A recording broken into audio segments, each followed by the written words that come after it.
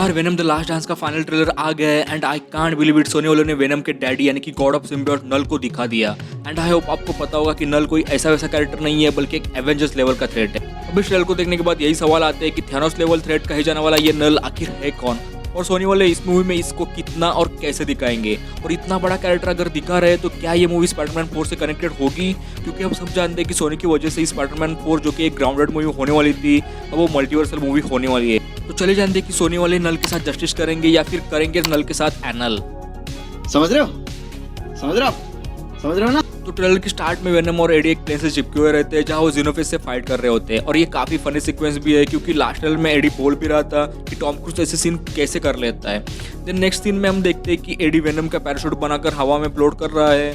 तो ये रेफरेंस था कॉमिक्स बुक का जहां सिम्बायोट अपनी बॉडी को विंग्स में ट्रांसफॉर्म करके फ्लोट कर सकते थे। अब पहली दो मूवीज को सोनी वालों ने काफी हद तक ग्राउंडेड भी रखा था, लेकिन यहाँ हमें वेनम के यूनिवर्स की स्टोरी देखने मिल सकती है, क्योंकि जब वेनम बोलता है कि उसके होम ने उसे ढूंढ लिया है, यानी कि यहाँ पर ज़ेनोफेस की बात हो रही है जो कि वेनम के होम वर्ल्ड में नेचुरल प्रेडेटर है और सिम्बायोट के दुश्मन भी। और ट्रेलर में भी पैट्रिशिया रॉबर्टसन और ओवल के बीच में बात होती है कि सिम्बायोट्स किसी रीजन के कारण ही अपने होम वर्ल्ड से भागे, और अभी तक हम लोग को यही लग रहा था कि ज़ेनोफेस ही वही रीजन है जिनकी वजह से सिम्बायोट को अपना घर छोड़ना पड़ा। और आई थिंक मूवी में भी इसे सिमिलर स्टोरी को ही फॉलो किया जाएगा कॉमिक से वेनम द हॉन्टेड नाम की, जिसमें ज़ेनोफेस इन सिम्बायोट के कारण ही अर्थ पर आ गए थे। और वैसे भी बोला जा रहा है कि इसमें वेनम के अलावा और भी कई सिम्बायोट देखने मिलेंगे। और इस नए ट्रेलर से हमें पता चलता है कि इन सारी प्रॉब्लम्स के पीछे हाइव माइंड है जो कि नल से कनेक्ट होता है। इसकी हल्की सी झलक हमें ट्रेलर में भी देखने मिलती है। और आपको अगर याद हो तो वेनम 2 के पोस्ट क्रेडिट में भी नल की हिंट दी गई थी जब वेनम एडी को हाइव माइंड के बारे में बता रहा था। अब हाइव माइंड को सिंपली एक्सप्लेन करो तो हाइव माइंड एक मेंटल रियल्म है जो कि सिम्बायोट्स को कनेक्ट करता है, और गॉड ऑफ सिम्बायोट नल इसका सेंडर है जिसने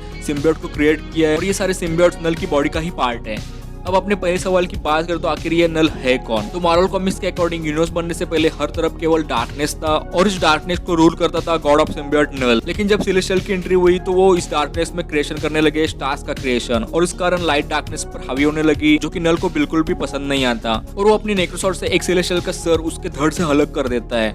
मतलब यूनिवर्स के क्रिएटर सेलेस्टियल को नल ने मारा था, वो भी अपनी बॉडी से बनी नेक्रोसॉर्ड से, जिसका use God the God butcher भी करता है। यानी कि तुम लोग गेस कर सकते हो कि नल कितना ज्यादा पावरफुल है और उसकी क्यों इतनी हाइप है।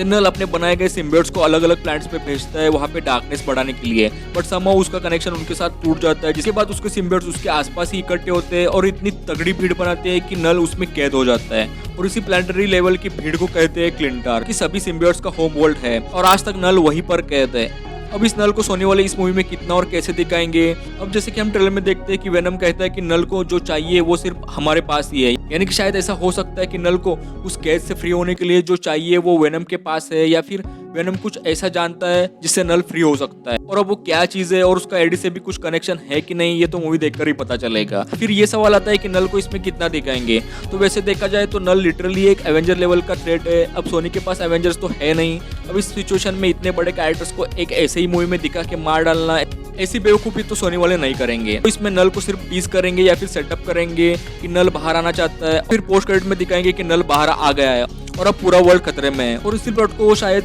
स्पाइडरमैन 4 से कनेक्ट करेंगे, क्योंकि उन्हें नो वे होम की तरफ पैसा जो छापना है, और इसलिए वो स्पाइडरमैन 4 को मल्टीवर्सल मूवी बनाना चाहते हैं। सो वो लोग स्पाइडरमैन 4 में सिनिस्टर 6 की टीम बनाकर उसमें तीनों स्पाइडरमैन को लाकर नल से फाइट करवा सकते हैं। अब ये तो सिर्फ थेरीज है, और अगर सच में सोनी वाले ऐसा करते भी है तो मजा तो बहुत आने वाला है। So let's hope for the best.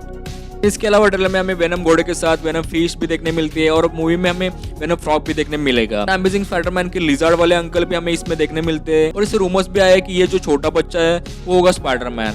और वैसे भी ये टॉम हार्डी की वेनम के साथ लास्ट सोलो मूवी होने वाली है, सो ये मूवी थोड़ी इमोशनल भी होगी। सो लेट्स सी सोनी वाले इसे कैसे प्रेजेंट करते हैं।